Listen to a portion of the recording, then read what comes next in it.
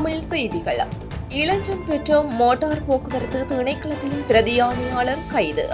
சட்டவிரோதமாக நாட்டிற்குள் இறக்குமதி செய்யப்பட்ட வாகனத்தின் உரிமம் மாற்றத்திற்கு அனுமதி அளித்த குற்றச்சாட்டின் கீழ் மோட்டார் போக்குவரத்து திணைக்களத்தின் பிரதியாணையாளர் ஒருவர் நேற்று இளஞ்ச ஊழல் விசாரணை ஆணைக்குழுவின் அதிகாரிகளால் கைது செய்யப்பட்டுள்ளார்.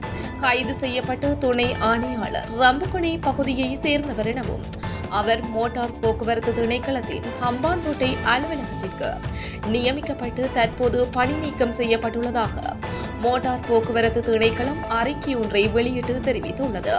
சந்தேக நபர் கொழும்பு பிரதான நீதவான் நீதிமன்றத்தில் ஆஜர்படுத்தப்பட்டு 25,000 ரூபாய் ரொக்க பிணையிலும் தலா 5 லட்சம் ரூபாய் மதிப்புள்ள 5 சரீர பிணைகளிலும் விடுவிக்கப்பட்டுள்ளதுடன் இதற்கு மேலதிகமாக குறித்த நபருக்கு வெளிநாட்டு பயண தடையும் விதிக்கப்பட்டுள்ளமை குறிப்பிடத்தக்கதாகும். தொடர்ந்தும் பிரேக்கிங் செய்திகளுடன் இணைந்திருங்கள். நன்றி.